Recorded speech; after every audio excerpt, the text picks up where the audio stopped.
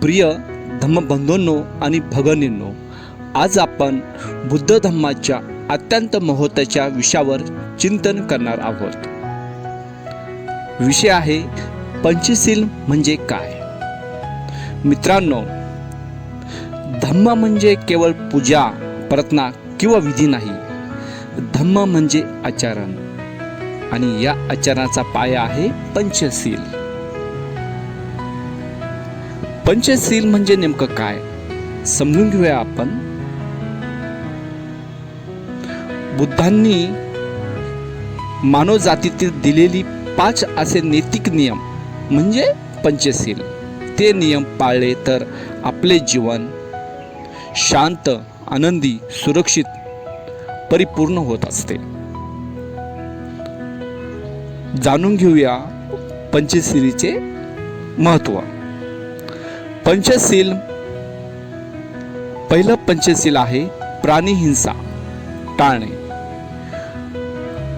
कोणत्याही सजीवाला इजा ना करणे. याचा अर्थ असा आहे, मारामारी नाही, कोणाला त्रास होणार नाही.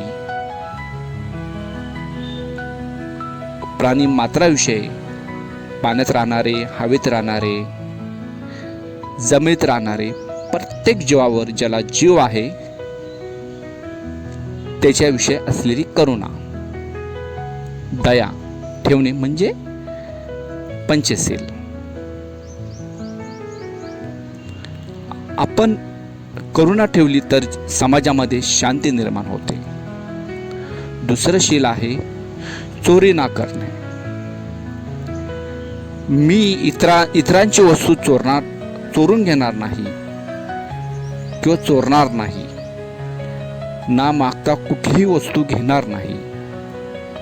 याचा असा अर्थ होतो प्रामाणिकपणा. ऑनेस्टली दुसऱ्याच्या हक्काचा आदर किंवा ना मागता वस्तू घेणे म्हणजे चोरी, आणि त्याचा दुष्परिणामही आपल्याला भोगावा लागतो.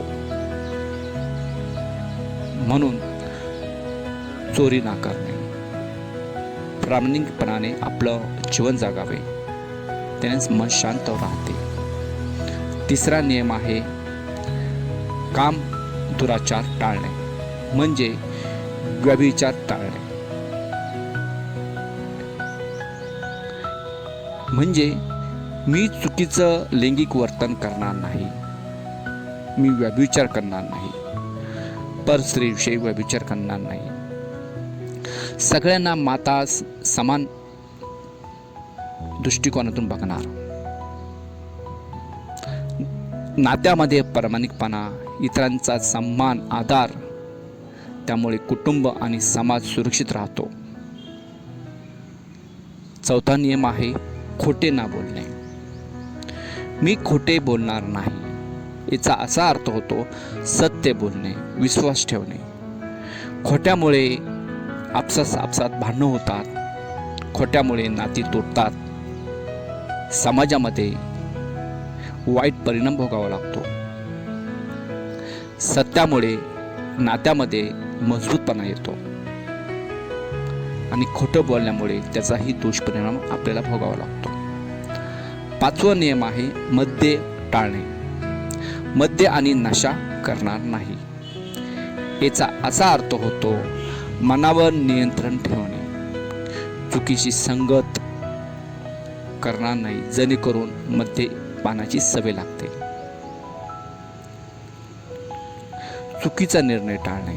नशेमुळे माणूस स्वतःवर नियंत्रण गमावतो आणि समाजामध्ये त्याचा वाईट परिणाम होतो, आणि स्वतःचं शरीर, स्वतःचं मन याच्यावर खोलपर असा परिणाम होत असतो.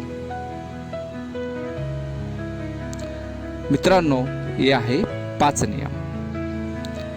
मित्रांनो, जर समाजातील प्रत्येक व्यक्तीने हे नियम पाळले तर समाजामध्ये गुन्हेगाराचं प्रमाण कमी होईल, भांडणे कमी होतील, शांती वाढेल, आणि सगळे प्राणी मात्रे सुखी होईल. आणि हेच आहे पंचशिलेचे नियम आणि आनंदी जीवन जगण्याचा पाया. आपण रोज स्वतःला आठवण करून द्या की माझ्याकडून जी काही चूक झाली असेल तर ती लगेच सुधरेल, सजग राहील आणि चांगली संगत करेल, जेणेकरून पंचशील माझं जीवन जगत असताना मला आनंद प्राप्त होईल.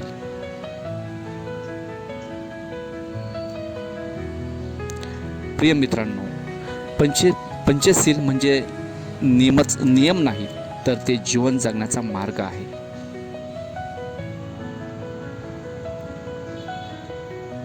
जर आपण नेहमीप्रमाणे पंचशील पाळले तर आपले मन शांत होईल आणि आनंदी होईल आणि समाजामध्ये सुद्धा सुख आणि शांती लाभत राहील. नमो बुद्धाय.